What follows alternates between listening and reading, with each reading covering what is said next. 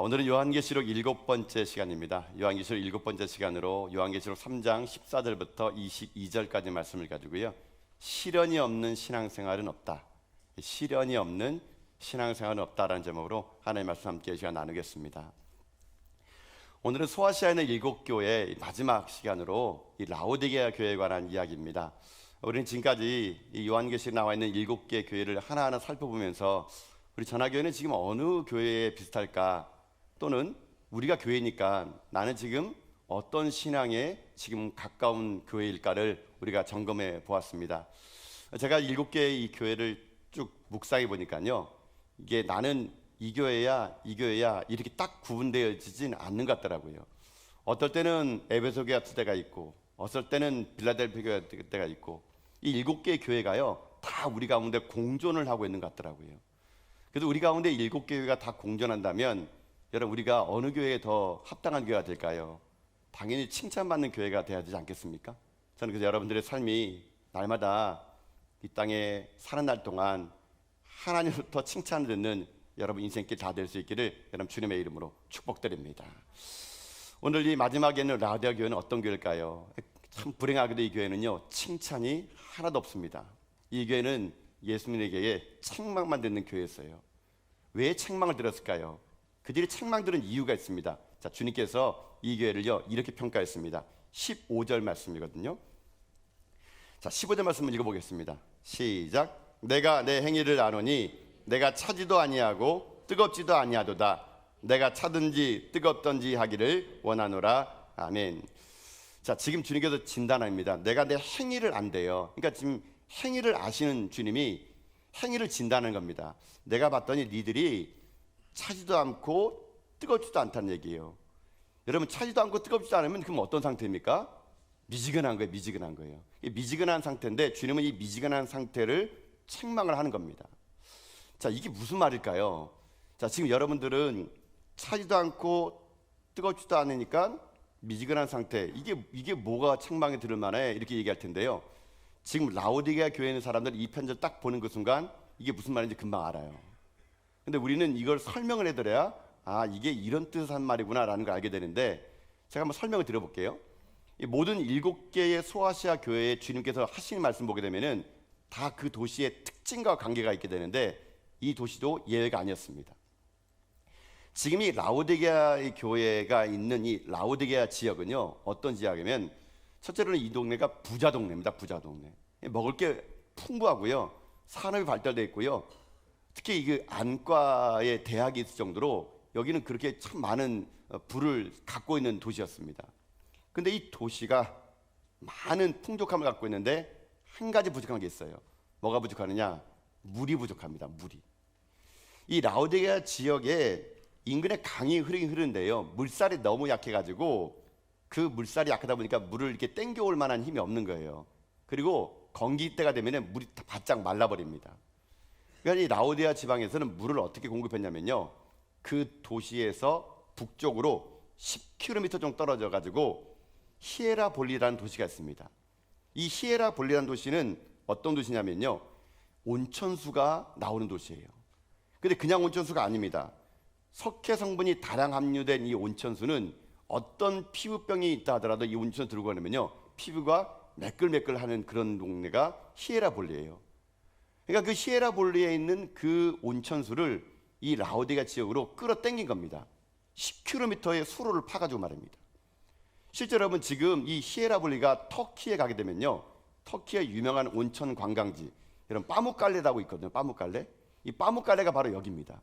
거기에 뜨거운 온천수를 어떻게 되느냐, 이 라오디게아 지역까지 10km를요 수로를 파가지고 온천수를 땡겨 옵니다. 또 찬물이 없다 보니까 이 찬물은 어떻게 되냐면요, 그 라오디게아 중심으로 동쪽으로 한 16km 떨어진 곳에 우리가 잘 알고 있는 골로새서 있지 않습니까? 골로새서 도시가 있어요. 그 골로새에는 카드모스라는 높은 산이 있는데요, 그 산에서 흐르는 그 물이요 엄청 시원하고 달아요. 뭐 우리나라 여기 뭐 여러분 그 약수물 들어가는 것처럼 그 정도 물에 비교하지 않을 정도로 엄청 시원하고, 한번 탁 물을 마시게 되면 그 물맛을 잊지 않을 정도의 아주 차가운 물이 흐르는데, 그 물을 16km를 또 수로를 파가지고 이 라오디게아 지역까지 이 수로를 운반하게 됩니다. 자, 근데 문제는 뭐냐?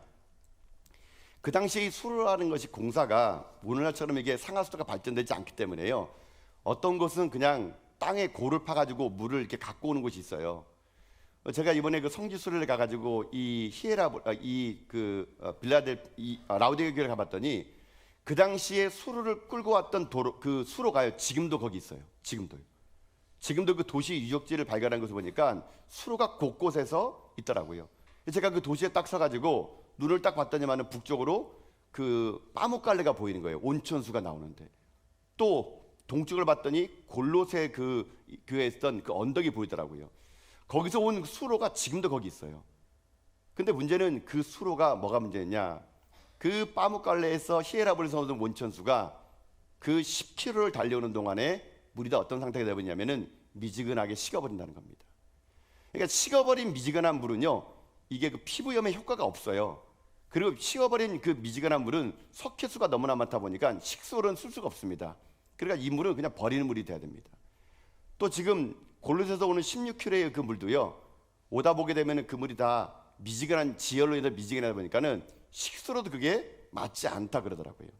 그러면 지금 이 라오디게아 교회 쪽에서는 오는 물들은요, 어떤 물이냐? 다 미지근 물만 오게 되는 거예요. 여러분, 그래서 여러분 유럽 가가지고 여러분 이 터키 같은 거 그런 게 있더라고요. 가봐서 아이스 아메리카노 시켜봤더니 거기는 아이스 아메리카노가 없어요, 여러분요. 여러분 혹시 제가 모르긴 몰라도 제가 여러 나라를 다녀봤는데 아이스 아메리카노가 별로 없습니다. 제가 알기로는 우리나라하고 일본은 아이스 아메리카노 그냥 그 카페 가면 주면 되는데, 이 터키 가가지고 아이스 아메리카노 시켰더니 아이스 아메리카노를 모르더라고요. 그래서 제가 제 발음이 안 좋았나? 아이스 아메리카노! 해도 몰라더라고요.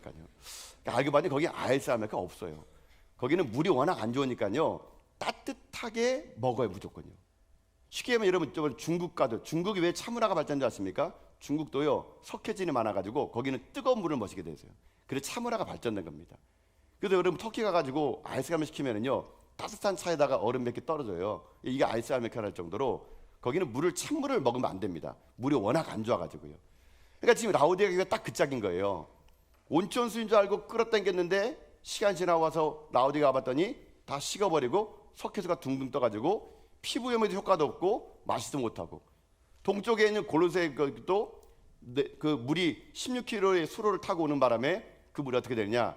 다 미지근해가지고 마실 수가 없는 물이 돼버린 겁니다. 그래서 지금 이 라오디게아 있는 지역에 있는 물들은요, 한마디로 미지근한 물이 돼버립니다. 자, 여기에서 주님이 그 지형적인 특징에 맞춰가지고 이 교회를 평가하는 겁니다. 니들의 신앙이 딱 그 짝이구나. 니들의 신앙이 지금 내가 볼 때는 니들의 행위가, 니들이 수로를 파가지고 물을 끌어다가 만드는데 니들이 미지근 물이라고 그 물을 쓰지 못하는데, 니들의 신앙이 내가 볼 때는 딱 그 짝이다. 미지근한 신앙이다. 미온적인 신앙이다. 이걸 주님께서 말씀하고 있다라는 것이거든요. 그래서 라오디게아 사람들이 이 편지를 딱 받는 그 순간 안 겁니다. 아, 그 미지근한 물처럼 쓸모없는 물. 물은 물인데 물은 분명히 물이에요. 그러나 아무 용도로 쓸 수 없는 그런 물. 내 신앙이 그런 상황인가? 라오디게아 사람은요, 그 편지를 받는 그 순간 단번에 자기 신앙 상태를 알 수 있었다는 얘기예요. 자, 그러면 이제 이거를 우리 삶으로 오늘 정해 봅시다. 여러분, 우리도 주님 보시기엔 충분히 그럴 수 있다는 얘기예요. 여러분 보시기엔 여러분 신앙이 꽤 괜찮아 보이시죠? 막 뭐 열정이 있고 타오르고 막 그런데 주님 딱 볼 때는 여러분 신이, 아유, 이게 뭐 미지근한 신앙이네, 이럴 수 있다는 얘기. 여러분요, 여러분 미지근한 신앙이 어떤 신앙일까요? 제가 볼 때는 그런 것 같아요. 예수를 믿어요. 교회에 나옵니다. 근데 그것도 주일날 가끔씩 나오는 사람, 이 사람이 미지근 사람이 있습니다. 주중예배 나오라면요, 주중예배 목에 칼이 들어도 주중예배 안 나오는 사람들, 이 미지근한 신앙일 수 있습니다. 수요일날 수요예배 나오라고 막 이렇게 하고, 금요예배 나오라고 하면 금요 은혜밤? 그 밤에 어떻게 나와? 그러면서 아마 그런 분들은요, 금요 은혜밤 시간에 주님 오신다 그래도 안 올 사람이니까 다음날 토요일날 가서 주님 만나지, 자기 사전에는 주중의 예배는 드릴 수 없다, 뭐 이런 사람들. 교회가 선교 갑시다 그러면은 선교 니 나가라, 나는 선교 가겠다. 그렇게 교회는 다니면서 항상 마음속에 모든 신앙을 미온적으로 하는 사람들, 이런 사람이 미지근한 신앙일 수 있다는 것이에요. 뭐 예배를 주일에 한 번만 드리면 되지 뭐. 예배를 몇 번씩이라도 주일 오후 예배? 오후 예배? 그러면서 오후 예배 한 번 드리는 것이 그냥 자기 인생의 모든 걸 거는 정도로 살아가는 사람들, 딱 그 사람들이 이 미지근한 신앙인 것 같아요. 여러분, 이 미지근한 사람의 신앙은요, 한번 잘 들어가 보면요 그런 것 같아요. 분명히 예수님 믿긴 믿어요. 분명히 자기가 뜨겁진 않지만 나름대로 자기도 교회를 다니고 있는 거예요. 그렇지만 그 다니고 있다는 것이 그냥 다니는 거예요. 주님은 그것이 잘못됐다는 것을 얘기하고 있는 겁니다. 자기는요 교양이 있고 많이 배워가지고 다른 사람처럼 열광적으로 예수 믿는 사람 보면은 저렇게 하여튼 열성분자들의 문제야 뭐. 예수 믿어도 교양 있게 믿어야지. 저렇게 믿어도 되겠어? 기도도 왜 저렇게 해야지만 들은 줄 알아? 그러면서 모든 것들을 다 미온적으로 하면서 자기는 신앙이 꽤 괜찮은 사람인 것처럼 착각 속에 살아가는 사람들, 여러분 이런 사람들이 미지근한 신앙이 될 수 있다는 것이거든요. 이런 사람들 얘기합니다. 내가 뭘 잘못했어? 내가 이 신앙이 이 정도 되지. 내가 만약에 신앙을 잘못했으면 내가 지나가다가 날벼락 맞지. 내가 벼락 안 맞는 거 보게 되면은 이 정도면 괜찮은 거 아니야? 이렇게 살아가는 이 상황, 여러분 이것이 미지근한 신앙인데 주님은요 이런 미지근한 신앙을 어떻게 하는지 아십니까? 오늘 본문에 보게 되면요 토해버리겠대요. 토해버리겠대요. 그래 그 당시에 이 미지근한 물을 라오디게아 사람들이 마셨을 때요 말 그대로 어떻게 했는지 아십니까? 먹지 못해가지고 이 물을 토해낸 것처럼 주님은 그런 신앙을 토해버리겠다 이렇게 말씀하고 있다는 것입니다. 여러분 이게 우리의 진짜 모습일 수 있어요. 여러분의 신앙은 여러분 꽤 괜찮은 것처럼 보일지 모르지만 주님 보실 때는 여러분의 신앙이 미지근한 신앙, 이게 마셔봤더니 토해내버릴 신앙, 이런 신앙이 될 수 있다는 얘기입니다. 뜨겁게 본인은 신앙생활하는 줄 알지만 사실은요 자기는요 가장 기본적인 최소한의 의무만을 하나님 앞에 드리며 헌신하고 주님에 의해서 내가 뭐를 손해보는 일에는 결코 그것은 하지 않는 그런 사람들, 교회에 오면 교인이지만 세상 나가면 세상 사람처럼 구별되지 않는 사람들, 그런 사람들을 오늘 주님 얘기합니다. 미지근한 사람들이구나. 차지도 않고 덥지도 않은 사람들이구나. 그런 사람들은 입만 살아 있습니다. 예배 시간에 아멘은 잘해요. 그러나 삶에 아멘의 삶은 없습니다. 입술만 아멘이고요, 입술만 주님이 살아계신 고백하지요, 내 삶의 바운드리에서 주님의 살아계시고 아멘의 삶의 흔적이 없는 거예요. 그러니까 주님이 얘기하는 겁니다. 내가 내 행위를 알겠다. 입술로는 아멘 아멘 하는데 삶에서는 아멘이 없는 거예요. 그러니까 주님이 어떻게 하는지 아십니까? 주님이 이 교회를 찾아오실 때 어떤 모습으로 찾아왔느냐, 그 라오디게아 교회의 그 모습 보면서 이렇게 찾아오셨어요. 자 여러분 14절 말씀 보세요. 한번 14절. 자 14절 읽겠습니다. 시작. 라오디게아 교회의 사자에게 편지하라. 아멘이시오 충성되고 참된 증인이시오 하나님의 창조의 근본이시니가 이르시되 아멘. 자 여러분 제가 7개의 교회마다 예수님이 오시는 모습이 좀 달랐다 그랬잖아요. 다른 거는 그 지역의 특징 때문에 그런 겁니다. 이 라오디게아 교회 오신 예수님의 모습은요 이런 모습이에요. 아멘이시오 충성되고 참된 증인이시오 하나님의 창조의 근본이신 이분이 누구라고요? 예수 그리스도예요. 그럼 왜 이 교회에 예수님이 이런 모습으로 나왔을까요? 간단합니다. 주님이 본 거예요. 니들의 행위를 보니까 미지근한 신앙을 살고 있구나. 너희들의 삶을 이렇게 진단하겠다. 주님이 어떻게 진단하십니까? 라오디게아 교회는요 한마디로 아멘이 없는 삶입니다. 충성되고 참된 복음의 증인이 없는 삶입니다. 창조의 근본이신 하나님을 진정으로 예배하지 않는 삶이에요. 그러니까 주님이 아멘이시오 충성되고 참된 증인이요 하나님의 창조의 근본으로 나타난 겁니다. 나는 그런 사람인데 니들은 아멘이 없는 삶이구나. 충성된 증인이 없는 삶이구나. 하나님을 예배하지 않는 삶이구나. 내가 내 행위를 아노니 니들이 지금 미지근한 신앙이구나. 주님이 그렇게 평가하고 있다는 것이거든요. 제가 이 2절의 말씀을 이렇게 보면서 그런 생각 해봤습니다. 처음부터 이랬을까? 그렇지 않았을 거라는 얘기예요. 처음에는 그 따뜻한 물이 뜨거운 물이요 얼마나 여러분 뜨겁게 흘렀겠습니까? 근데 시간이 지나면 어떻게 됩니까? 물이 바뀐 거겠죠. 우리들의 신앙도 그런 것 같아요. 미지근하다는 것은요 온도가 변한 게 아니고요 내 안이 변질된 겁니다. 변질된 거. 신앙이 우리도 얼마든지 변질될 수 있어요. 우리가 주님을 만나서 내 신앙이 변화가 돼야 되는데 변화되지 않고 본질이 바뀌는 변질된 인생, 그게 우리일 수 있다는 것입니다. 그러니까 오늘 저는 여러분들이요, 여러분들 오늘 신앙이요 여러분 스스로가 나 참 꽤 괜찮은 신앙 아닌가? 여러분 이런 생각 갖고 있다면 그 미진한 겁니다, 여러분. 다시 우리들의 인생의 신앙을요 점검해 보셔야 돼요. 자, 근데 이 예수님께서 왜 그들을 미지근한 신앙을 불렀을까? 왜 니들을 미지근한 신앙을 불렀을까? 예수님이 진단한 이유가 있어요. 이것 때문에 주님은요 너희 신앙이 뜨거웠는데 미지근해졌구나라고 얘기합니다. 그 진단의 원인이 뭘까? 자, 여러분 17절 보면은요 주님이 그들을 이렇게 진단하십니다. 자, 한번 주님의 진단을 읽어볼까요? 17절입니다. 시작. 내가 말하기를 나는 부자라 부유하고 부족한 것이 없다 하나 내 곤고한 것과 가련한 것과 가난한 것과 눈먼 것과 벌거벗은 것을 알지 못하는도다. 아멘. 자, 한번 들어보세요. 주님이 미지근해진 신앙을 진단할 때 먼저 하는 말 그럽니다. 네가 말하는데 너는 부자고 부유하고 부족함이 없다 그러는구나. 그 부유함이 너를 미지근하게 만들었다. 이게 주님의 진단이라는 겁니다. 여러분 이런 게 얼마든지 우리 삶에 적용이 되지 않습니까? 여러분 여러분의 신앙도 보세요 한번요. 여러분 제가 볼 때 한국 교회는요 70년대 80년대 불처럼 일어날 때는요 여러분 참 그때 먹고 살기 힘든 세대였던 것 같아요. 여러분들 지금 여러분 연배쯤에 되신 분들 이렇게 보시면 여러분 제가 신방 가서 여러분 얘기 듣잖아요. 여러분 얼마나 어렵게 사셨어요. 여러분이 울산 오셔가지고 여기서 지금 뭐 40년 뭐 30년 이상 하신 분들 들어보면은 와 여기 뭐 울산에 뭐 아무런 친익도 없는데 조선소 생겼다고 전국 원정각지에 오셔가지고 여러분 고생 하셨잖아요. 그렇죠? 만세대 살면서 여러분요 얼마나 힘드셨어요. 여러분요 오셔가지고 뭐 일하는 일터라도 여러분 좋았습니까? 말 들어보면 고생 너무 심했더라고요. 여러분요 여러분 그때는요 참 먹고 살기 힘들고 그냥 기도가 그거였습니다. 하나님 그저 먹고 살게 해주시고 우리 처자식들 잘 기를 수 있도록 좀 도와주세요. 아마 그때는요 배고프고 힘들고 어려우니까요 참 기도 정말 열심히 했던 것 같아요. 제가 봐도 제 어렸을 때 저희 그 윗세대 분들 그랬던 것 같아요. 정말 기도 많이 했던 것 같아요. 교회 오면은요 기도하는 소리가 끊어지지 않았던 것 같아요. 뭐 밤새도 기도하고 3일 기도회 철야 기도회 무슨 놈의 기도회가 그렇게 많은지 교회가 맨날 기도하고 부흥회하고 특별 새벽 기도하고 그랬던 것이 제 어렸을 때 기억 같아요. 그때가 7, 80년대 그때 같아요. 너무 힘드니까 붙잡을 게 없잖아요. 다 교회 와서 기도하고 무릎바닥에서 울고 여러분들 그랬지 않습니까? 애기 포대기 싸매 가가지고 추운 겨울에 와가지고 무릎으로 기도하면서 여러분 눈물겨운 인생 살면서 여기까지 왔잖아요. 근데 우리 기도가 언제 멈췄을까요?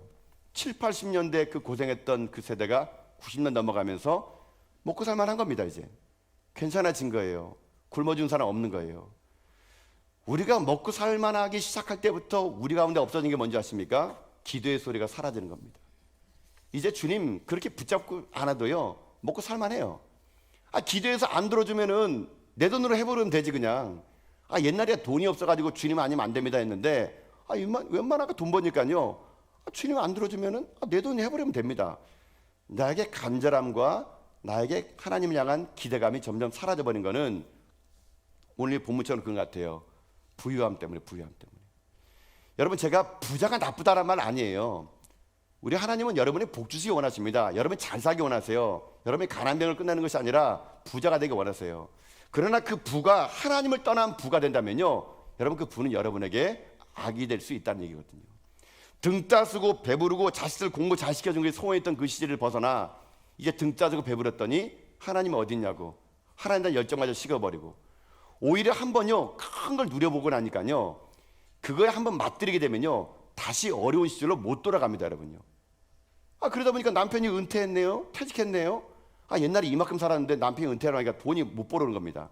나라도 벌어야지. 그러면서 가서 돈 벌면서 인생 그때 살던 그것을 유지하려고 그러니까 여러분 얼마나 힘드십니까? 여러분 지금 이 라오디게가 그런 거예요. 주님 볼 때는 부자예요. 부자. 자기라고 볼 때는 부자 같대요. 근데 주님 얘기합니다. 착각하지 말라는 거예요.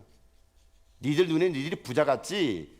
주님 17절에 뭐랍니까? 내가 말하기를 나는 부자라 부유하여 부족한 게 없다 하나 주님 뭐라 하냐십니까? 그 다음에 내 곤고한 것과 가난한 것과 눈먼 것과 벌거벗은 것을 니들이 알지 못한대요. 니들 눈에 부자 같은데 내 눈에 볼 때는 지금도 곤고하고 가련하고 가난하고 눈멀었고 벌거벗었다. 니들을 모르고 있다는 얘기예요. 이게 주님의 진단이라면 진단. 여러분 저는 이걸 가지고 여러분과 함께 나누시는 게 그거예요. 여러분 제가 좀 오늘 세게 얘기하겠습니다. 착각하지 마세요. 여러분요 착각하지 마세요. 여러분 신앙 괜찮은 건지 아십니까? 근데 이만하면 신앙 괜찮지 뭐. 여러분, 신앙의 연륜이 여러분의 믿음의 연륜이 아니에요, 여러분요. 내가 교회를 20년 했다고 여러분 20년의 믿음인 줄 아십니까? 아닙니다, 여러분요. 내가 교회를 오래 다닌 만큼 믿음이 있는 게 아니에요. 우린 착각하며 살아가고 있어요. 직분을 받으면 여러분 그 직분이 여러분의 믿음을 증명해냅니까? 아닙니다, 여러분요. 우리는 큰 교회 다니면 자기가 큰 믿음인 줄 알아요. 작은 교회 다니면 작은 믿음인 줄 알아요. 착각이 완전 착각입니다, 여러분요. 우리는 볼 때는 우리가 이만하면 됐지, 부자인데 먹고 살만한데 내 믿음이 이만한데, 주님 볼 땐 얘기합니다. 내 곤고한 것과 가난한 것과 가난한 것과 눈먼 것과 벌거벗은 것을 네가 모르는구나. 여러분, 이게 주님의 진단이라는 얘기예요. 여러분, 오늘 저는 여러분들이요, 하나님 앞에 여러분 정말로 영적인 진단을 받을 수 있길 여러분 바랍니다. 내가 어떤 상태인지 알아야 거기서부터 신앙이 출발된다니까요. 내가 죄인임을 알아야 주님이 필요한 것처럼요, 내가 어떤 상태인가를 알아야지만이 우리가 회복될 수 있는 거거든요. 우리 넥타이 메고 점잖게 앉아있다 그래가지고 의인 아닙니다. 우리 다 죄인들이에요, 여러분요. 우리는 하나님의 은혜가 아니면 하루 살아갈 수 없는 존재들인데, 우리 조금만 뭐 하면 내가 뭔가 된 것처럼, 조금만 하면 내가 뭔가 된 것처럼 하는데 착각이에요, 착각. 악한 마귀는 이 시대에 우리를요 착각 속에 빠지게 합니다. 뭐 된 것처럼. 그러나 여러분, 예수님의 눈은 달라요. 예수님 눈은요, 우리가 뜨겁게 신앙하는 것이 보이지만은 미지근한 신앙에 살고 있는지 아닌지를 돌아보라는 겁니다. 주님은 지금 이 라오디아 교회에게 호되게 혼을 내는 겁니다. 니들이 부자라고? 그 부가 너희들의 눈을 어둡게 했구나. 내가 볼 땐 지금도 곤고하고 가난하고 눈멀었고 벌거벗었는데 니들이 부자라고? 그러니까 니들의 신앙이 띠띠무지라는 미지근 신앙이야. 내가 마셨더니 너무 역해가지고 토해내고 싶다 너희들을, 이렇게 말하는 게 주님이 라오디아에 대한 말이라는 거예요. 그럼 어떻게 하라는 얘기입니까 도대체? 여러분, 주님께서 라오디아 교회를 사랑하기 때문에 지금 책망하는 거예요. 사랑도 책망입니다, 여러분요. 주님이 이 교회에다가, 이런 상태에 있는 교회에다가 해결할 수 있는 길을 줬습니다. 그 길을 세 가지를 주게 됩니다. 여러분들이 세 가지를 한번 자세히 들어보신 다음에 혹시 여러분의 삶이 지금 라오디아 교회 같다면요, 이 주님의 솔루션 세 가지를 잘 기억하셔가지고 여러분도 이 세 가지를 잘 받아들여가지고요, 전 여러분들이 정말 뜨겁게 주님을 사랑하다가 뜨겁게 주님을 만나는 여러분 인생을 다 될 수 있기를 여러분 주님의 이름으로 축복합니다. 그럼 어떻게 해야 될까요? 자, 세 가지의 처방이 있습니다. 먼저 말씀을 읽어볼까요? 18절을 보게 되면 세 가지가 나옵니다. 자, 한번 읽어보겠습니다. 시작. 내가 너를 권하노니 내게서 불로 연단한 금을 사서 부유하게 하고, 흰옷을 사서 입어 벌거벗은 수치를 보이지 않게 하고, 안약을 사서 눈을 발라 보게 하라. 아멘. 세 가지입니다. 불로 연단한 금을 사래요, 흰옷을 사래요, 안약을 사래요. 이 세 가지를 사라는 겁니다. 그래서 너희들이 미지근한 신앙이 아니라 하나님 앞에서 뜨거운 신앙의 삶을 살아가는 거죠. 한번 살펴볼까요? 불로 연단한 금을 사라는 말은 무슨 말일까요? 여기서 불로 연단한 금이라는 것은 무엇이냐면, 진정한 영적인 믿음이라는 것은요, 물질적 육체적 부유함이 아니라는 겁니다. 진정한 부유함이란 불로 연단한 금 같은 순수한 믿음이, 그게 진짜 부유함이라는 건데, 여기서 은유적으로 불로 연단한 금은요 뭘 상징하느냐? 불이라는 것은 시련을 나타낸다. 시련. 금은 믿음을 나타냅니다. 믿음. 그러니까 우리의 믿음은 어떻게 증명되냐면요, 시련을 통해서 믿음이 증명된다는 얘기예요, 여러분요. 하나님은 여러분의 인생 삶이 뜨뜻미지근한 미지근한 신앙이 되지 않도록 여러분들에게 시련을 허락하시는 거예요. 여러분의 고난을 허락합니다. 여러분, 고난이 오고 시련이 와야 내 믿음이 어떠한지를 알게 되는 거예요. 여러분, 그래서요, 금은요 용광로 속에 들어갈 때 진짜 자기가 정금임을요 증명해낼 수 있습니다. 연단하지 않은 금은요 그냥 돌이지만, 연단받지 않은 믿음 또한 아무것도 아닌 것처럼요, 주님 우리가 이 고난 가운데 이 믿음의 삶을 살기를 원하는 거거든요. 여러분 앞에 지금 시련이 있습니까? 고난이 있습니까? 그거 하나님 여러분을 망하게 하는 게 아니에요. 내가 진짜 믿음인지 알려면은요 고난을 겪어봐야지만이, 시련을 겪어봐야지만이 내가 믿음이 있음을 알게 될 수 있다는 얘기입니다. 그래서 여러분 가운데 오는 모든 고난을요 여러분 기뻐하십시오. 고난을 즐거워하십시오. 시련 없는 신앙생활은 어디 있습니까? 진짜 하나님의 사랑하는 사람은요 그 시련 속에서도 믿음을 가지고 견뎌내는 사람이에요. 그 불같은 시험 속에서도 믿음을 가지고 견뎌내는 사람입니다. 그 불같이 견뎌낸 믿음의 순수한 정 같은 인생이 미지근한 신앙이 아니라 뜨겁게 타오르는 신앙이 될 수 있게 만들어 준다는 얘기입니다. 그러니 오늘 여러분께 시련과 아픔이 있으면요, 여러분 그 자리에서 끝까지 견뎌냈어요. 믿음을 가지고요. 그래서 제가 여러분 그런 말씀 드렸잖아요. 믿음이란 말의 히브리 말이 에무나란 말, 에무나. 우리가 알고 있는 믿음과는 전혀 다른 뜻이에요. 믿음이란 말의 히브리 말 에무나는요, 어떤 뜻입니까? 견뎌낸다, 버텨낸다. 이게 믿음이에요. 믿음은요, 견뎌내는 겁니다. 버텨내는 거. 어떠한 시련과 아픔이 온다 하더라도 말씀 붙잡고 그 자리에서 견뎌내는 거예요. 그게 바로 뭡니까? 그게 믿음의 믿음. 우리 가운데 미지근한 신앙을 다시 한번 뜨겁게 하기 위해서 주님이 여러분 가운데 허락하신 시련을 여러분 기대하며 받아들이십시오. 고난 속에서 여러분의 믿음을 증명해내십시오. 그럴 때만이 우리들의 성도의 신앙의 삶이요, 싱싱한 신앙이 될 수 있는 겁니다. 녹차나 메밀차 같은 것이 여러분 진짜 맛을 우려내려면 어떻게 됩니까? 뜨거운 물에 들어가는 거죠. 뜨거운 물에 들어가면 진정한 녹차의 맛을 내는 것처럼 성도의 맛은 언제 내는 줄 아십니까? 평안할 때가 아닙니다. 시련이 오고 고난이 올 때 그때 성도가 성도다워지는 거거든요. 하나님은 지금 우리들의 인생의 삶이 뜨뜻미지근한 미지근한 신앙이 아니라 시련을 통해서 싱싱한 신앙 되기를 원하십니다. 여러분, 고난을 통해서 여러분의 믿음을 증명해내시고 주님이 주신 시련 앞에 끝까지 그 자리에서 믿음을 잃지 않는 에무나의 신앙을 가져가지고요, 여러분이 미지근한 신앙이 아니라 불처럼 타오르는 하나님의 믿음의 종류 다 될 수 있기를 여러분 주님의 이름으로 축복합니다. 이게 첫 번째 진단이에요. 자, 두 번째 진단은 뭐냐면 흰옷을 사라 그랬습니다. 이게 어떤 의미냐? 흰옷은요, 한마디로 말해서 흰옷을 사가지고 벌거벗음의 수치를 가리래요. 여기서 흰옷은 요한계시록 19장 8절에 보면 뭐라 나오냐면 그 흰옷을 성도의 옳은 행실이라 나옵니다. 옳은 행실. 다시 말하면 이 옳은 행실이라는 것은 무엇이냐? 거룩입니다. 거룩. 우리가 다시 한번 미지근한 신앙에서 뜨거운 신앙이 되려면 주님이 우리를 평가하는 그겁니다. 성도여 거룩하랍니다. 거룩하라. 거룩이란 말이 뭡니까? 거룩은요, 구별되는 겁니다. 다르게 살아가는 겁니다. 세상과 다르다는 얘기입니다. 그게 거룩입니다. 우리들이 세상의 옷을 입지 않고 거룩의 옷을 입을 때 여러분 그때부터 성도의 능력이 여기에 시작되는 거예요. 잊지 마십시오. 세상을 이길 수 있는 힘은 세상의 것을 취할 때 이기는 것이 아니라 세상에 없는 것을 취할 때 세상을 이길 수가 있어요. 세상에는 없고 교회만 있는 게 뭔지 아십니까? 그게 바로 예수 그리스도예요. 그리스도, 그분만이 우리가 세상을 이길 수 있는 유일한 힘인 겁니다. 그 그리스도를 내 마음에 모신 자들이 거룩한 옷을 입고 나가면 여러분 그 구별됨이 우리 가운데 정금처럼 타오르는 인생이 될 수 있다는 얘기입니다. 오늘날 우리가요, 너무 거룩을 상실해버렸습니다. 구별되기 싫어합니다. 세상과 적당히 타협하며 살다 보니까 우리 가운데요, 미지근한 신앙이 돼버린 겁니다. 교회 와서는 교인으로 살고 세상 가면은 세상 사람으로 살고 구별됨이 없는 겁니다. 거룩이 상실입니다. 그렇기 때문에 우리의 신앙이 미징해지는 거예요. 사랑하는 성도 여러분 부탁드리겠습니다. 세상에 나가서 제발 예수 믿는 사람답게 살 수 있기를 축복합니다. 세상에 나가서 내가 예수 믿는 사람을 밝히세요. 소속을 밝히세요. 그리고 거룩하고 구별되게 사십시오. 그게 여러분이 미지근한 신앙이 아니라 뜨겁게 타오르는 신앙이 될 수 있다는 것이거든요. 우리가 언제부터 이 거룩을 잃어버린 교회, 거룩을 잃어버린 성도되다 보니까 교회가요, 미지근한 교회, 미지근한 신앙으로 세상의 웃음거리가 되고 주님이 토해내는 그런 인생 되지 않았겠습니까? 다시 우리 돌아갑시다. 거룩한 삶, 거룩의 회복, 흰옷을 입고 구별된 삶을 살아서 여러분들이 이 땅 가운데 거룩의 능력으로 세상을 승리하려면 다 될 수 있기를 여러분 주님의 이름으로 축복합니다. 이게 두 번째예요. 세 번째는 뭐냐? 안약을 사서 바르래요. 여러분 이거는 말 그대로입니다. 그 당시에 이 라오디게아에는요, 안약 수리 기술이 되게 좋았다 그럽니다. 그래가지고 이 안약이 되게 유명해가지고 이 안약 전문 대학까지 있을 정도다 그럽니다. 그런 안약까지 있는 대학에 주님 얘기합니다. 네 눈에 그 안약이나 발라라라는 거예요. 여러분 이건 한마디로 무슨 말이냐? 앞서 제가 말씀드렸던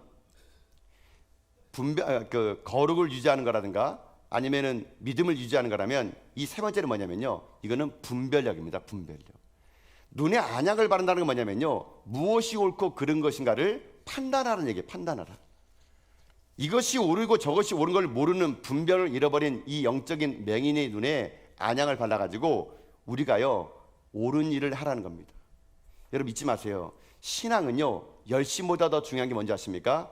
옳은 일을 해가는 게 이게 중요합니다. 여러분.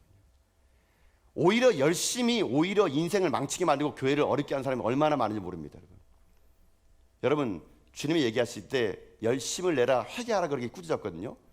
여러분 신앙은요, 열심히 하는 것보다 더 중요한 것은요, 오르게 하는 게 중요해요. 여러분께서 이런 말이 있습니다. 기도 많이 하는 그리스도인이 나쁜 그리스도인이라고. 이게 뭔 말인지 아세요? 자기는 기도를 열심히 해가지고 이게 옳은 줄 알아요. 그러나 그 오름의 열심이 오히려 교회를 어지럽게 할 때가 많다는 겁니다. 자기가 옳다고 생각하는 그거. 그게 열심히 잘못된 열심은요, 교회를 어지럽게 해요. 한 예로 그런 얘기 했어요. 어떤 교회에서 할머니가 계셨는데 이분이 새벽기도를 빠지지 않는 겁니다. 엄청 열심히 해요. 근데 새벽기도를 나올 때마다 딱 보게 되면요, 자기네 집에 연탄이 꺼져 있는 겁니다. 그러니까 이분이 새벽이니까 아무도 안 보니까 남의 집 연탄을 가다가 자기 집 보일러에다 연탄을 갈아놓고 뚜껑 닫아 오는 거예요. 그 사람 얘기합니다. 아무도 보는 사람 없겠지? 그리고 새벽에 나가서 열심히 기도합니다. 그리고 집에 가서는 시침이 떼요. 여러분, 이게 아니에요, 여러분요. 우리에게 필요한 것은, 신앙의 열심보다 중요한 것은 옳은 신앙이 중요합니다. 이 옳은 신앙의 것은 무엇이냐? 이것이 분명한 분별을 가지고 우리가 주님 앞에 나가야 된다는 얘기거든요. 라오디게 교회는요, 영적인 맹인 같습니다. 무엇이 옳은지 모르는 분별을 잃어버렸기 때문에 그들은 미지근한 신앙이 되고 말았다는 거예요. 자, 여러분 정리해 볼까요? 세 가지를 주님께서 이 라오디게에 얘기했습니다. 시련을 통해서 믿음을 싱싱하게 만들어라. 거룩한 옷을 입어서 거룩한 사람답게 살아가라. 안약을 넣어서 너희들이 분별 있게 살아가라. 이 세 가지가 주님이 주신 진단이에요. 자, 근데 이게 다가 아닙니다. 내가 그렇다면 내가 열심을 내가지고, 내가 정말 열심을 내가지고 거룩하려 그러고 분별하려 그러고 내가 믿음을 이기는, 시련을 이기는 믿음을 가지려 그러는데 이게 나의 노력이 되는 것이 아니라는 겁니다. 이 모든 세 가지에 오늘 가장 중요한 게 있습니다. 하나가 더 더해져야 되는 거예요. 그게 뭐냐? 라오디게 교회에 이 하나가 없었습니다. 이 하나가 오늘 본문의 핵심이에요. 자, 오늘 말씀 보십시오. 어떻게 그걸 완성시키느냐? 오늘 20절이 오늘 본문의 핵심입니다. 자, 한번 20절 말씀 읽어볼까요? 시작. 볼지어다 내가 문 밖에 서서 두드리노니 누구든지 내 음성을 듣고 문을 열면 내가 그에게로 들어와 그와 더불어 먹고 그는 나와 더불어 먹으리라. 아멘. 자, 그럼 보세요. 이 시련을 이기는 믿음, 거룩성, 분별력, 이 모든 것들을 이루려면 한 가지 필요한 게 있습니다. 그 모든 것을 가능하게 하시는 예수 그리스도를 내 마음에 모시는 겁니다, 여러분. 주님을 내 마음에 모실 때만 가능하다는 얘기예요. 자, 여러분, 지금 이 아까 방금 읽어드린 이 20절 말씀 여러분 많이 들어보셨죠? 여러분 그 기억나세요? 이게 성화 그림 보면은 예수님이 문 이게 두들기는 그림. 한 번쯤 아마 좀 교회 다니신 분들은 선물 받을 때 액자에 다 봤을 거예요. 예수님 문 두들기는 거. 여러분 그 전도지에 보통 그런 말 많이 쓰죠. 예수님께서 문 두들기면서 볼지어다 내가 문 밖에서 두드리오니, 이 말씀 쓰잖아요. 여러분 이게 전도지에 이 말 쓰는 거 잘못된 거예요, 여러분요. 그냥 우리는 그냥 이 말을 그냥 문 두들기니까 문 열어 그렇게 하는데요. 이게 그런 말이 아니에요. 전도지에 이 말 쓰는 거 잘못된 겁니다, 여러분요. 여러분 이 그림 한번 지금 보신 분이 계실지 모르겠지만 이 성화를 한번 여러분 자세히 본 적 있습니까? 제가 이것 때문에 한번 그림을 자세히 봐봤는데요. 제가 몰랐던 부분이 있더라고요. 이 화가가 그림을 그릴 때 예수님이 문 밖에서 문을 두들기는데요. 그 문을 자세히 보게 되면요, 없는 게 하나 있습니다. 뭐가 없느냐? 문을 열 손잡이가 없어요, 바깥에. 여러분 보통 문잡이, 문고리 하면은 밖에서 열고 안에서는 손잡이가 있을 거 아니에요. 근데 이 그림에는 밖에서 안을 들 손잡이가 없는 겁니다. 그 문은요, 안에서만 열 수 있는 그런 문이에요. 그림이 그렇게 돼 있어요. 아닌 것처럼 보이는데 제가 그림을 보여주지 못하고 한번 뒤집어 날 봐보세요. 그러면 거기에 예수님 두들기는 건 뭔지 아십니까? 이거를 주님께서요, 우리의 마음을 지금 두드리고 있다는 겁니다. 주님은요, 우리의 의사를 무시하고 막 들어가지 않습니다. 우리가 요청하지 않은데 막 들어가지 않습니다. 주님은 우리에게요, 문을 두들기면서 우리의 마음의 문을 열어서 주님을 영접하기를 원하시는 거예요. 주님을 영접하면 주님 뭐라고 얘기합니까? 내가 그와 더불어 먹고 그가 내가 더불어 먹을 것이다. 여러분 이거라는 겁니다. 우리의 모든 시련이 믿음으로 완성이 되고 거룩한 옷을 입어 거룩하게 되고 분별력의 인생을 살려면요, 중요한 거 있습니다. 예수님을 여러분이 마음속에 모시는 거예요, 여러분요. 그 주님을 내 마음속에 모실 때 그때 그것만이 우리 가운데 어떤 인생 되느냐? 강력한 믿음의 사람으로 살아갈 수 있다는 얘기거든요. 저는 이 말씀을 보면서요, 그런 생각해봤습니다. 그림 보면서 어떤 은혜가 제 있었냐면요, 참 주님이 제 안에 얼마나 많이 문을 두들겼을까라는 생각이 드는 거예요. 사실 지금도 제 마음속에요, 주님이 있나? 생각해 봅니다. 내 안에 내가 너무나 많아요. 너무 많아가지고요, 주님이 들어올 자리가 없는 겁니다. 그러니까 주님을 영접할 자리가 없는 거예요. 그러니까 맨날 이 세상 살아가면서 미지근한 신앙으로 살아가는 거죠. 또 제가 상상해봤습니다. 우리 전화교회에 지금 주님께서 바깥에서 계속 문을 두들기는데 우리가 이 안에 갇혀가지고요, 우리끼리 놀고 먹고 뭐 노래 부르고 시끄럽게 떠드는 바람에 주님이 녹화하는 소리를 못 듣고 우리끼리만 그냥 여기서 그냥 놀고 있는 건 아닌가, 그런 생각이 들더라고요. 여러분요, 여러분 지금 여러분들이 주님이 얼마나 여러분 마음을 지금 두들기고 있는지 아십니까? 제가 상상이 되더라고요. 언제부터 그 밖에서 계셨을까? 주님이 나 같은 죄인을 한번 살려보겠다고, 내가 너와 더불어 먹고 네가 내가 더불어 먹고 살자고 제 가슴에 얼마나 주님이 많이 노크를 했을까? 나는 왜 지금까지 그런 소리를 못 듣고 내 인생의 주인을 내가 아는 것처럼 살다 보니까 내 신앙이 내가 볼 때는요, 번듯한 것처럼 보였거든요. 내가 목사이고 뭐 이만하면 신앙을 했고 이 정도 교회에서 내가 담임 목사하고 다 착각했던 거야. 착각 같아. 제가 볼 때는요, 진정 자기 안에 주님이 계시지 않으면요, 여러분 우리는요 미지근한 신앙으로 주님께 책망받을 수밖에 없다는 겁니다. 내가 노력해서 여러분 믿음을 있을 것 같습니까? 내가 노력해서 거룩해질 것 같아요? 내가 해가지고 판단력이 있을 것 같아요? 아니에요. 여러분요, 주님이 함께하지 않으면 여러분 아무것도 아닌 겁니다. 여러분요. 그리고 중요한 게 뭔지 아세요? 내 안에 주님이 찾아오셔서 그 주님을 영접하는 삶을 살아가는 사람들, 하나님은 그런 사람들은 지금 역사를 만들어가고 있다는 것이거든요. 사랑하는 성도 여러분, 오늘 저는 여러분에게 이렇게 말씀드리고 싶습니다. 저는 오늘 여러분 마음 가운데 예수님을 영접할 수 있길 주님의 이름으로 축복합니다. 지금까지 세상의 것을 집었다면은 여러분 예수님 믿으세요. 예수 믿고 예수님 영접하시고 예수님이 여러분 안에 거할 때 여러분 안에 있는 그 힘이 아니라 주님의 신 능력으로요, 시련을 통해 믿음을 이기시고 거룩함으로 분별된 삶을 살아가지고 여러분 책망받는 인생 되지 마십시오. 지금까지 신앙생활 이렇게 해왔는데 여러분 우리 주님 앞에 섰는데 주님 앞에 책망 들으면 여러분 얼마나 억울하겠습니까? 여러분 라오디아 교회는요 착각했어요. 잘한 줄 알고. 아니에요. 여러분요, 예수님이 없는 교회, 예수님이 없는 신앙, 착각 속에 사는 사람들입니다. 우리가 다시 한번 내 안에 정말 예수님이 계신가, 정말 주님이 내 안에 지금 계시는가를 여러분 점검하셔가지고 없으시다면 오늘 주님을 분명히 초대하셔야 됩니다. 주님은 지금도 여러분에게 문을 두드리고 계세요. 열릴 때까지. 여러분요, 그 주님을 오늘 영접하셔가지고 여러분 예수님 믿고 여러분 삶 가운데 진정한 뜨거움의 신앙을 회복하여서 여러분 우리가 부름받아 주님 앞에 서는 그날까지 주님 앞에 뜨거운 믿음의 삶을 살아가는 여러분 다 될 수 있기를 여러분 주님의 이름으로 축복합니다. 잊지 마십시오. 주님은 오늘도 우리를 찾아오신다는 거, 지금은 녹화하고 있다는 거. 그래서 주님은요 이렇게 나와 더불어 먹고 살게 되면 약속을 하나 해주십니다. 자, 오늘 마지막으로 그 약속의 말씀 한번 읽어볼까요? 자, 21절과 22절 말씀이에요. 자, 함께 하겠습니다. 시작. 이기는 그에게는 내가 내 보좌에 함께 앉게 하여 주기를 내가 이기고 아버지 보좌에 함께 앉은 것과 같이 하리라. 귀 있는 자는 성령이 교회들에게 하시는 말씀을 들을지어다. 아멘. 주님이 얘기합니다. 이기는 자가 되래요. 이기는 자가 어떤 자입니까? 미지근하고 온전한 헌신이고 하고 싶어하는 마음을 이긴 사람을 얘기하는 겁니다. 이기는 자라는 건 지난날에 자기의 삶을 회개하고 자기 인생의 삶에 주님을 초대한 자가 이기는 자예요. 이런 이기는 자가 주님의 보좌 앞에 함께 앉을 수 있다라는 것이 주님의 약속입니다. 그리고 주님은 말씀하십니다. 귀 있는 자는 들을지어다고요. 오늘 소아시아의 모든 7교회를 마치면서 전 여러분의 귀가 열릴 수 있기를 주님의 이름으로 축복합니다.